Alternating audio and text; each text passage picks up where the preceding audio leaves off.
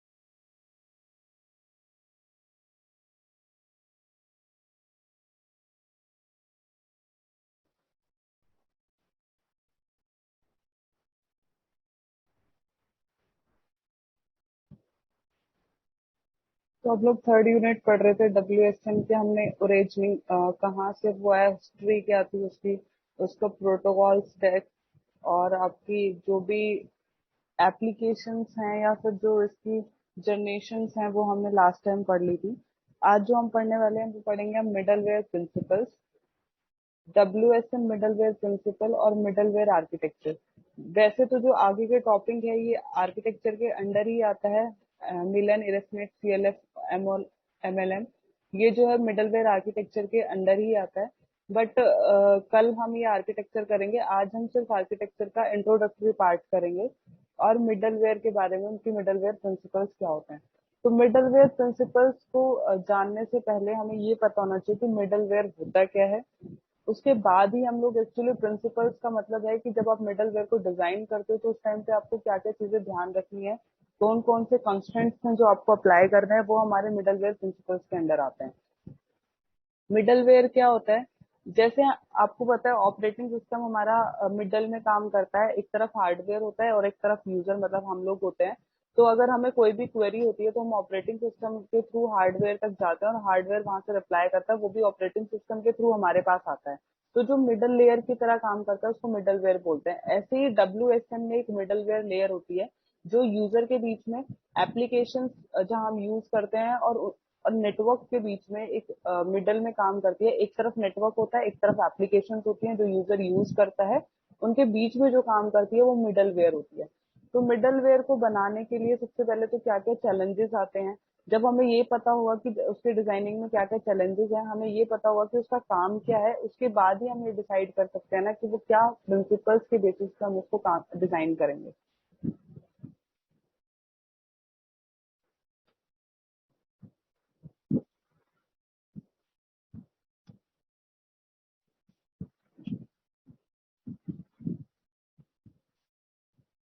तो पहली लाइन तो यही है कि ये गैप है आपके नेटवर्क और एप्लीकेशन के बीच में, जो मैंने अभी बताया है। ठीक है, जो भी काम करना होगा, जो भी एप्लीकेशन, जो भी यूजर को जरूरत होगी, उसके रिक्वायरमेंट के बेसिस पे उस रिक्वायरमेंट को सेटिस्फाई करेगा और उसके अकॉर्डिंग ही नेटवर्क में जो भी इंफॉर्मेशन है वो प्रोवाइड करके आपको रिस्पॉन्स करेगा। जैसे आपका ऑपरेटिंग सिस्टम करता है वैसे ही आप इसको कंसीडर कर सकते हो। जो भी आपको इन्फॉर्मेशन चाहिए वो सारी इन्फॉर्मेशन प्रोवाइड करेगा with the quality of service, क्योंकि क्वालिटी ऑफ सर्विस का भी इसको ध्यान रखना ही है।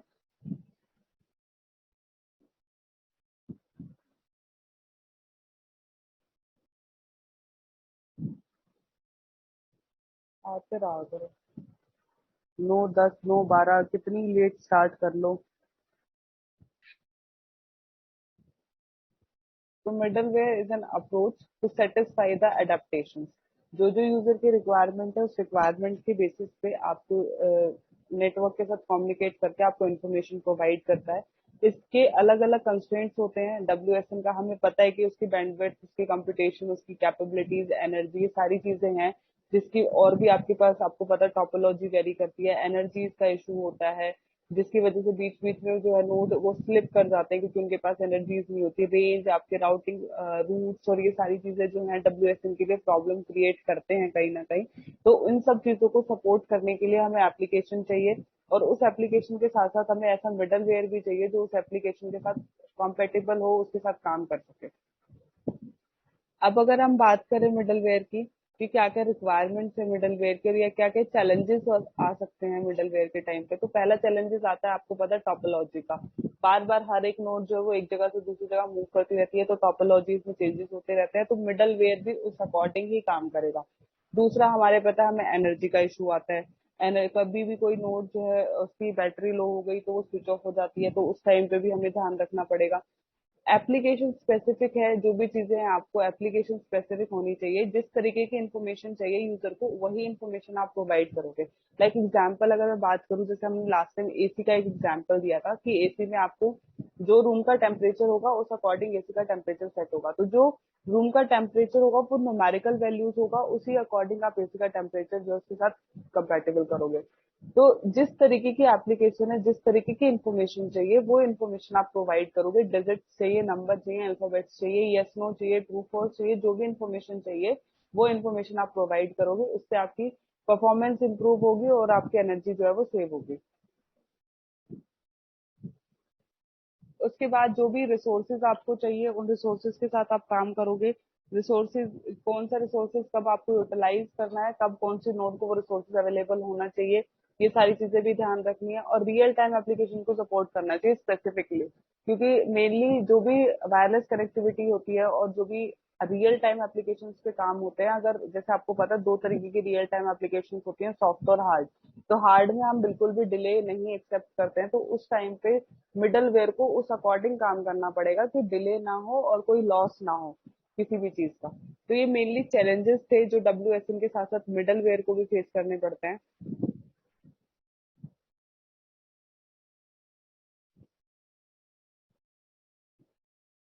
देन हमारे पास आता है क्या क्या फंक्शंस हैं, मिडलवेयर के फंक्शंस क्या क्या, हमें चैलेंजेस पता चल गया, अब हमें फंक्शंस पता होंगे कि क्या क्या फंक्शंस है हमारे पास।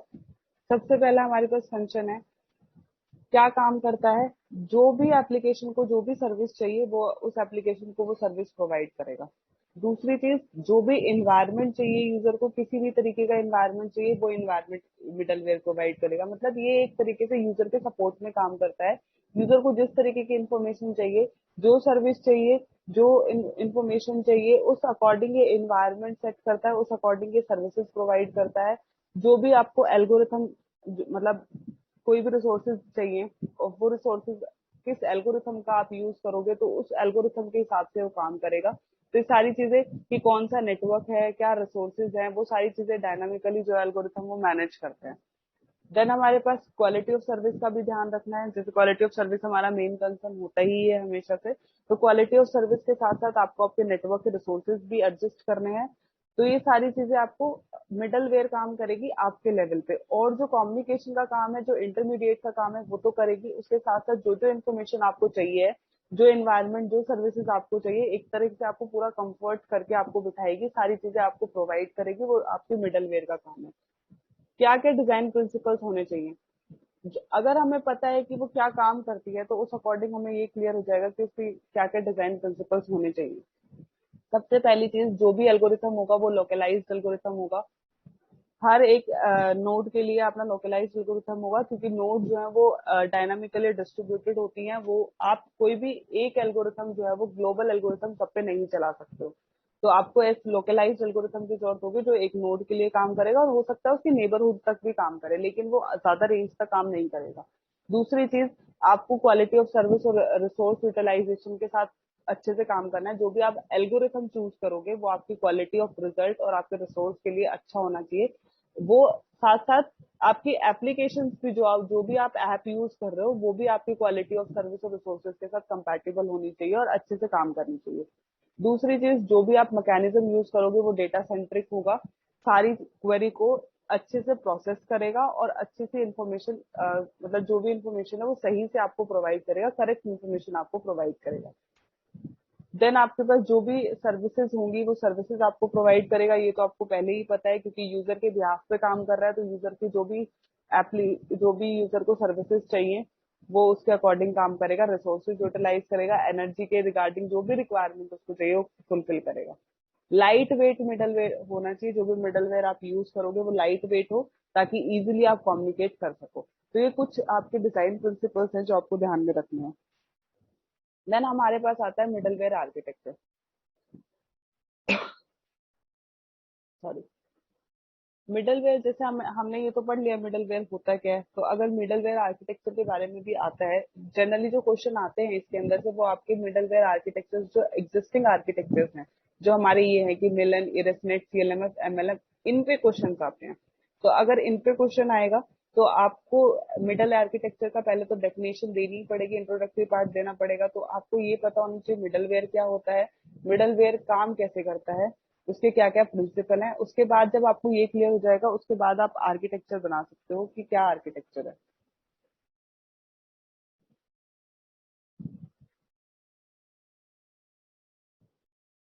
तो आर्किटेक्चर में ये तो क्लियर होगा, जो भी इंफॉर्मेशन आएगी नेटवर्क से या एप्लीकेशन से वो एक दूसरे को पास करेगा, उनके अकॉर्डिंग जो है वो सारी चीजें एडजस्ट करेगा, तो ये एक इंटरफेसेस की तरह काम करता है।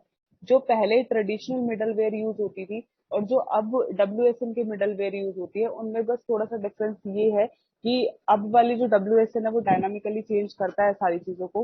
तो जैसे जैसे, क्योंकि नोड जो है वो हमारी मूव करती रहती है, तो वैसे वैसे हमारी रिक्वायरमेंट,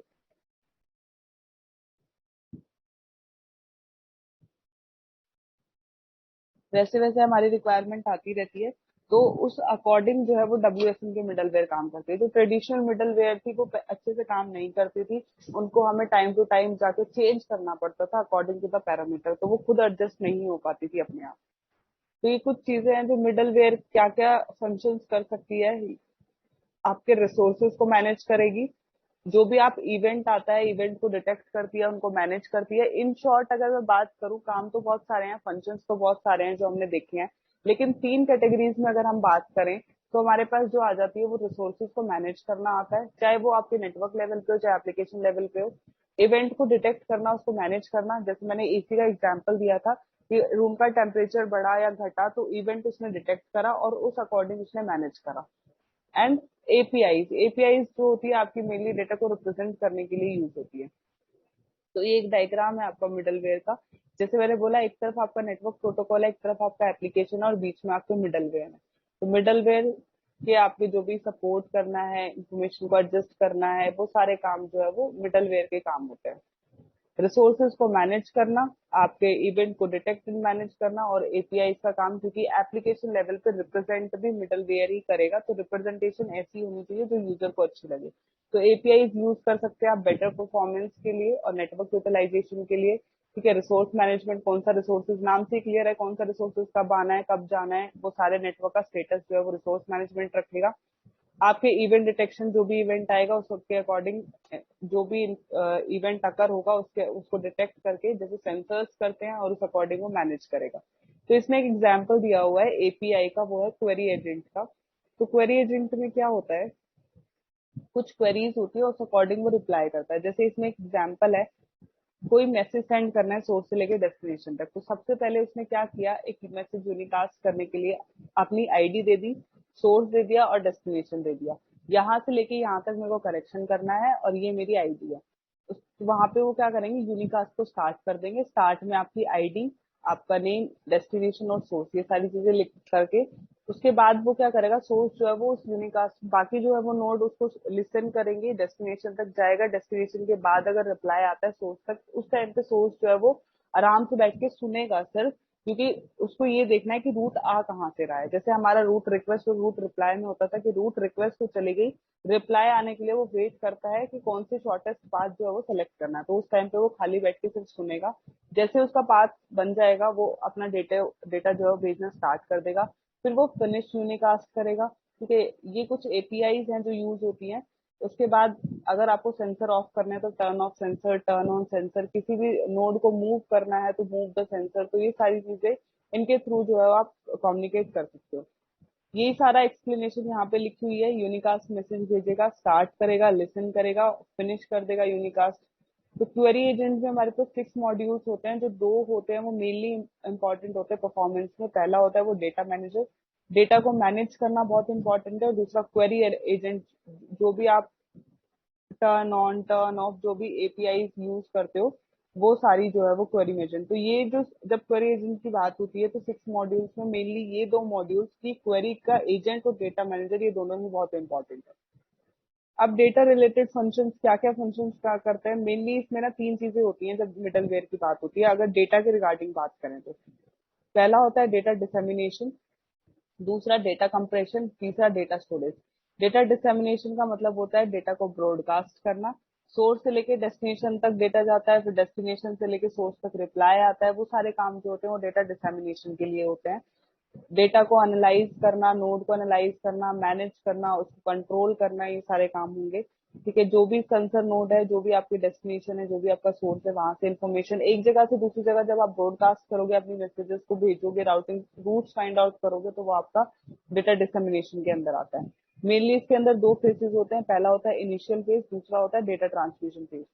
इनिशियल फेज वो होता है जब आप एक रूट फाइंड आउट करने की कोशिश करते हो सोर्स से लेकर डेस्टिनेशन तक, वो आपका इनिशियल फेज होता है। और जब आपका रूट क्रिएट हो जाता है, जब आप उस डेटा को ट्रांसमिट करते हो, तो वो आपका डेटा ट्रांसमिशन फेज होता है। इसमें जो प्रोटोकॉल्स यूज होते हैं वो हमारे पास 2 प्रोटोकॉल हैं, एक डीडी डायरेक्टेड डिफ्यूजन और दूसरा टू टायर डेटा डिसमिनेशन, टीटीडीडी। टीटीडीडी को ज्यादा सेफ माना जाता है क्योंकि जो डीडी है वो क्वेरी फ्लडिंग के टाइम पे काम नहीं करता। जब बहुत सारी क्वेरी एक साथ आ जाती है उस टाइम पे काम नहीं करता। इसमें सिर्फ एक ही सोर्स होता है और उस सोर्स के थ्रू डेटा जब जाता है, अगर बहुत सारे सोर्सेज से डेटा आ जाएगा तो डीडी जो है वो काम नहीं करेगा, उस टाइम पे टीडीडीडी काम करता है। तो टीडीडीडी को इसलिए सेफ बोला जाता है। इसमें बहुत सारे सोर्सेज होते हैं और क्वेरी जो है वो फ्लड करती है, बहुत सारी क्वेरीज जो है वो डेस्टिनेशन तक पहुंच सकती है। तो इससे आपकी जो भी टीडीडीडी सेफ इसलिए भी है क्योंकि इसमें जो भी डुप्लीकेटेड डेटा है वो नहीं आता, वो अवॉइड होता है और ये एनएलपी को सेव करता है। नेक्स्ट आता है हमारे पास डेटा कंप्रेशन, जो आपका सेकंड था। डेटा कंप्रेशन सबको पता है, सब लोग डेटा कंप्रेस करते ही हैं। आपको जो भी डेटा भेजना होता है, आप ज्यादा बड़ा डेटा अगर भेज रहे हो तो उस टाइम पे ज्यादा टाइम लगता है और ज्यादा एनर्जी वेस्ट होती है। तो इसलिए उस डेटा को कंप्रेस करके भेज दिया जाता है और वहां पे डेस्टिनेशन पे जाके फिर उसको दोबारा से डिकम्प्रेस कर दिया जाता है, ताकि बीच में जो है उसका टाइम कम लगे, एनर्जी जो है वो कम वेस्ट हो। कुछ फीचर्स हैं जो हमारे डेटा कंप्रेशन के टाइम पे यूज होते हैं डब्ल्यूएसएन में। सबसे पहले जो भी नोड होंगे वो आपस में एक दूसरे के साथ कोरिलेटेड होती हैं, तो जो डेटा है वो भी आपस में एक दूसरे के साथ कोरिलेटेड होगा। जो भी आप टोपोलॉजी यूज करोगे वो ट्री लाइक टोपोलॉजी यूज करोगे। जो भी इवेंट अकर होंगे वो टाइम के साथ काम करेंगे। उस अकॉर्डिंग ही आप डेटा कंप्रेस करोगे। ये सारी चीजें आपको ध्यान रखनी है। आपके डेटा कंप्रेशन को अगर आप इफेक्टिव बनाना चाहते हो तो ये चीजें आपको ध्यान रखनी है। सारा डेटा कोरिलेटेड होगा। ट्री लाइक टोपोलॉजी का यूज करो। जो भी इवेंट आएगा उसको टाइम के साथ रिलेट करके उस अकॉर्डिंग रिस्पॉन्ड करो। डेटा एग्रीगेशन और डेटा फ्यूजन का जरूर यूज करो। ये दोनों ही चीजें इंपॉर्टेंट है जब आप डेटा सेंड करते हो, क्योंकि डेटा जो है वो डिवाइड हो जाता है और लास्ट में हमें जाके उसको कंबाइन करना होता है। तो डेटा एग्रीगेशन और डेटा फ्यूजन का यूज करना है। तो ये हमारे सारे कंप्रेशन के टाइम पे होते हैं। लास्ट हमारा डेटा स्टोरेज है। डेटा स्टोरेज के टाइम पे हमें 3 चीजें ध्यान रखनी है। किस टाइप का डेटा हम स्टोर कर रहे हैं, what type of data need to be storage, कहाँ हम उसको स्टोर कर रहे हैं, वेयर, और कैसे स्टोर कर रहे हैं, कितने टाइम के लिए स्टोर कर रहे हैं, how and for how long should data B store. ये 2-3 क्वेश्चन के बेसिस पे आप डेटा स्टोर करोगे। 2 तरीके का डेटा होता है। पहला डेटा होता है आपका रो डेटा और दूसरा आपका होता है रिजल्ट डेटा। रो डेटा आपको पता है जो सोर्स तक होता है, जो हमारा सोर्स पे होता है डेटा वो हमारा रो डेटा होता है जिसकी कोई प्रोसेसिंग नहीं होती। और रिजल्ट डेटा जो हमारा फाइनल रिजल्ट निकलता है वो हमारा रिजल्ट डेटा होता है। तो कुछ स्कीम्स हैं डेटा को स्टोर करने के लिए, आप इनमें से कोई भी स्कीम यूज कर सकते हो जब आप डेटा स्टोर करोगे। पहली स्कीम है एक्सटर्नल स्टोरेज।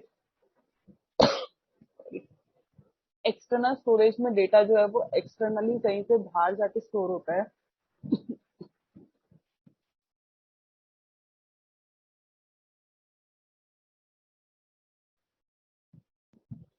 कहीं सेंट्रलाइज डेटा स्टोर होता है, नियर बाय स्टोर नहीं होता, कहीं सेंट्रलाइज डेटा स्टोर होता है। इसमें बहुत ज्यादा एनर्जी वेस्ट होती है, क्योंकि हमें सेंट्रली जाके, अब एग्जांपल लो, ये इंडिया है और इंडिया में कोई कंपनी है जिसका सेंटर या आप बोल सकते हो हेड ऑफिस जो है वो कहीं गुजरात में है सपोज फॉर एग्जाम्पल। तो उस टाइम पे अगर किसी को भी काम करना है तो उस हेड ऑफिस में जाके काम करना पड़ेगा। तो अगर कोई जम्मू कश्मीर में है, कोई केरला में है, तो उसको गुजरात जाके काम करना पड़ेगा। वो हमारा एक्सटर्नल स्टोरेज होता है कि सेंट्रलाइज डेटा है कहीं पे, वो एक्सटर्नली है, वहां से सारा डेटा जो है वो होस्ट हो रहा है। तो इसलिए बहुत ज्यादा एनर्जी वेस्ट होगी। अगर कोई बंदा जम्मू कश्मीर या केरला से गुजरात ट्रेवल करेगा तो पैसा वेस्ट होगा, टाइम वेस्ट होगा, एनर्जी वेस्ट होगी। तो वही काम आपका नोड का है। तो एक्सटर्नल स्टोरेज ये होता है। दूसरा होता है आपका लोकल स्टोरेज। लोकल स्टोरेज भी ये होगा कि डेटा जो है वो लोकली अवेलेबल होगा। लाइक अगर कोई कंपनी है, आप गुड़गांव हो तो उसका जो है वो लोकल गुड़गांव में एक ऑफिस होगा। ठीक है, आप दिल्ली में हो तो एक दिल्ली में ऑफिस होगा, आप फरीदाबाद में हो तो एक फरीदाबाद में ऑफिस होगा। तो लोकली एक ऑफिस है, आपको जाना तो पड़ेगा बट आपको नियर बाय जाना पड़ेगा। तो वो लोकली स्टोरेज है। इसमें एनर्जी जो है वो वेस्ट होती है बट एक्सटर्नल स्टोरेज से कम वेस्ट होती है। उसके बाद हमारे पास आता है तीसरा, data centric storage. Data centric में ये होता है कि जिस तरीके का डेटा आया है उस अकॉर्डिंग आप इंफॉर्मेशन स्टोर करोगे। जैसे अगर अल्फाबेट है तो अल्फाबेट्स वाली टेबल, इसमें टेबल बनेगी अल्फाबेट से, तो अल्फाबेट वाली टेबल में डाल दो। ठीक है, अगर आपका न्यूमेरिक है तो न्यूमेरिक वाली टेबल में डाल दो। जिस तरीके का डेटा आया है, जिस तरीके का इवेंट अकर हुआ है, उस अकॉर्डिंग होगा। अगर ऑन करना है तो क्या काम होगा, ऑफ करना है तो क्या काम होगा, ऑन वाली टेबल एक तरफ हो जाएगी, ऑफ वाली टेबल एक तरफ हो जाएगी। तो ये चीजें होती हैं कि डेटा सेंट्रिक स्टोरेज उसको बोलते हो, कि जिस तरीके का इवेंट है, जिस तरीके का डेटा है, उस अकॉर्डिंग रिस्पॉन्ड करेगा। इसमें लोड बैलेंसिंग होती है, सारा लोड जो है वो इजीली बैलेंस हो जाता है। और जो इसकी प्रॉब्लम है वो प्रॉब्लम ये है कि ये डेटा की प्रोविनेंस ऑफ डेटा का मतलब होता है कि डेटा की हिस्ट्री जो है वो स्टोर नहीं करता। डेटा कहाँ से आया, कहाँ गया, उसकी हिस्ट्री स्टोर नहीं करता। इसलिए इस डिसएडवांटेज को कवर करने के लिए जो डेटा यूज हुआ था वो provenance aware data storage use हुआ था। काम ऐसे ही करेगा जैसे डेटा सेंट्रिक करता है, बस एक्स्ट्रा काम ये करेगा कि उसकी हिस्ट्री भी स्टोर करेगा, उसमें इंडेक्सिंग, उसमें पॉइंटर के बेसिस पे उसकी हिस्ट्री स्टोर करेगा। जो भी आपके एलएस लोकल स्टोरेज और डीसीएस के एडवांटेजेस हैं, वो दोनों एडवांटेजेस के अंदर आते हैं। तीसरा आता है मल्टी रेजोल्यूशन स्टेज। आप जो स्टोर करोगे आप वो मल्टी लेवल पे करोगे, अलग अलग लेवल पे करोगे। लेवल 0 आप कर देते हो रो डेटा के लिए, लेवल 1 कर देते हो फाइनल डेटा के लिए, लेवल 2 कर देते हो कॉरस डेटा के लिए। कॉरस डेटा जो बिल्कुल रफ डेटा होता है, जो लास्ट पे निकलता है, वो आपका कॉरस डेटा होता है। तो लेवल 0, जब आप रो डेटा को स्टोर करते हो तो उस टाइम पे आपको जो टाइम ड्यूरेशन है वो आपकी शॉर्टेस्ट होती है, क्योंकि हमें रो डेटा ज्यादा टाइम तक नहीं चाहिए। हमें सिर्फ डेटा की प्रोसेसिंग करनी है। जब आप डेटा स्टार्ट करोगे उस टाइम पे हमें रो डेटा चाहिए होता है, उसके बाद नहीं चाहिए होता। जब आप उसको फाइनेस्ट डेटा कर देते हो, बिल्कुल लेवल 2 तक पहुंच जाते हो, तो लेवल 2 हमें लॉन्गेस्ट टर्म तक डेटा चाहिए होता है। तो जो एमआरएस टेक्निक है वो बेटर लोड बैलेंसिंग करती है, जैसे सारा लोड जो है वो बैलेंस हो जाता है इजीली, और जो भी ओवरहेड है उसको रिड्यूस करती है। तो ये आज का हमारा टॉपिक था जो आज हमने पढ़ा है। पहले हमने मिडलवेयर प्रिंसिपल्स पढ़े हैं, देन हमने मिडलवेयर आर्किटेक्चर पढ़ा है। मिडलवेयर प्रिंसिपल में आपके पास क्या क्या चैलेंजेस हैं पहले, और क्या क्या मिडलवेयर काम करता है, उसके फंक्शंस क्या है, वो दोनों पढ़ने के बाद आप डिफाइन करोगे कि उसके डिजाइन प्रिंसिपल्स क्या हैं, कि आप जब डिजाइन करोगे तो क्या क्या चीजें आपको ध्यान रखनी है। देन हमने मिडलवेयर आर्किटेक्चर पढ़ा है। मिडलवेयर आर्किटेक्चर में हमने दो तीन चीजें पढ़ी हैं कि वो रिसोर्सेज को मैनेज करता है, इवेंट को मैनेज करता है, और एपीआई का यूज करता है। एपीआई में हमने क्वेरी एजेंट का एग्जाम्पल करा था। उसके बाद डेटा रिलेटेड क्या क्या काम करता है वो, तो डेटा रिलेटेड काम करता है वो तीन काम करता है: डेटा डिसेमिनेशन, डेटा कंप्रेशन और डेटा स्टोरेज। डेटा डिसेमिनेशन में डेटा ब्रॉडकास्ट का मतलब होता है, दो फेसेस होते हैं, इनिशियल और डेटा ट्रांसमिशन फेज। दो ही राउटिंग प्रोटोकॉल्स यूज होते हैं, डीडी और टीडीडीडी। डेटा कंप्रेशन में डेटा को कंप्रेस करके भेजा जाता है। कुछ चीजें हैं जो आपको ध्यान रखनी है जब आप डेटा को कंप्रेस करोगे, इससे आपका डेटा जो है इफेक्टिवली कंप्रेस होगा। देन आपका डेटा स्टोरेज है। 3 क्वेश्चन है, किस तरीके का डेटा है, कहाँ स्टोर करोगे, कितने टाइम पीरियड के लिए स्टोर करोगे, और उसके बेसिस पे आप स्कीम्स यूज कर सकते हो। एक्सटर्नल स्टोरेज है, जब एक्सटर्नली स्टोर करोगे, लोकली स्टोर करोगे तो लोकल स्टोरेज है। डेटा के रिगार्डिंग इंफॉर्मेशन स्टोर करोगे तो डेटा सेंट्रिक आ जाएगा। डेटा सेंट्रिक पे हिस्ट्री नहीं होती तो इसलिए प्रोविनेंस अवेयर आता है। और आपका लास्ट आता है जो मल्टी रेजोल्यूशन स्टेजेस होता है, जो मल्टी स्टेजेस पे डेटा को स्टोर करता है। तो ये हमारी अलग अलग स्कीम्स थी डेटा को स्टोर करने के लिए। अब हम कल जो पढ़ेंगे, ये हमने मिडलवेयर आर्किटेक्चर्स को पढ़ लिए कि उसकी डेफिनेशन इंट्रोडक्टरी पार्ट तो कर लिया है कि कौन कौन से आर्किटेक्चर हैं जो मार्केट में अवेलेबल हैं, एग्जिस्टिंग मिडलवेयर। तो ये हम लोग कल करेंगे जो हमारे मार्केट में आर्किटेक्चर्स अवेलेबल हैं। आज के लिए इतना ही था। अटेंडेंस दे दो और जाओ। Aditya, Ashish number 2, present ma'am. Abhinav, Abhiraj, present ma'am. Abhiraj, Abhishek 7, present ma'am. Adarsh, Ajit, ma'am roll number 1 present. ठीक है, Akhilesh, present ma'am. Abhinav roll number 5। ठीक है, अभिनव, अखिलेश, ठीक है, Akshay, Anjali roll number 14, present ma'am. Ankit 16, Ankit 17, present ma'am. ठीक है, Anurag 22, Abhishek roll number 8, Ashish 24, present ma'am. Ashutosh 25, present ma'am. Ashutosh 26, present ma'am. Avneet, yes ma'am.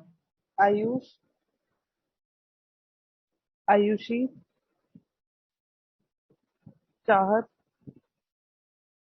Devashish, present ma'am. Devashish present ma'am. ठीक है, देवेश, धीरज, दिनेश, प्रेजेंट मैम। दिनेश। ठीक है, Diwakar, present ma'am. Ishaan, Gaurav 46, yes ma'am. Gaurav. Gaurav 47, present ma'am. Richa, Ritik, Ritesh, present ma'am. Ritu, yes ma'am. Rohan, present ma'am. Sachin 101, present ma'am. Sagar, present ma'am. Sakshi 104, Gaurav, चालू, Shivam yes 112, ma'am. 112 ma'am present. ठीक है, 113, present ma'am. Shobha, yes ma'am. Tanish, yes ma'am. Anjali लीड, present ma'am. ठीक है, किसी की अटेंडेंस रह गई है? आयुष की लगा दो 29। ठीक है, बस मैम। और किसी की अटेंडेंस रह गई है? 108 मैम सौरभ।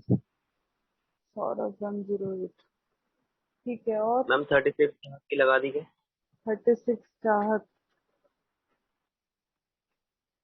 हाँ, और बताओ, बस। मैम 109 की। शालू यस मैम। लग गई। Okay ma'am. जब तुम एंटर होते हो मैं तुम्हारी अटेंडेंस उसी टाइम मार्क कर देती हूँ। ये सिर्फ कंफर्मेशन के लिए है कि किसी की कोई अटेंडेंस रह गई हो, कोई मिस हो गया हो बीच में बच्चा, इसलिए मैं पूछती हूँ तुम लोगों से। क्योंकि अगर तुम्हें क्लास नहीं अटेंड करनी ना तो तुम जा सकते हो, क्योंकि जब तुम एंटर होते हो मैं उसी टाइम तुम्हारी अटेंडेंस मार्क कर देती हूँ।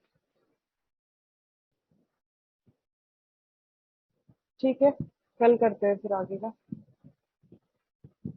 Okay ma'am. ओके बेटा।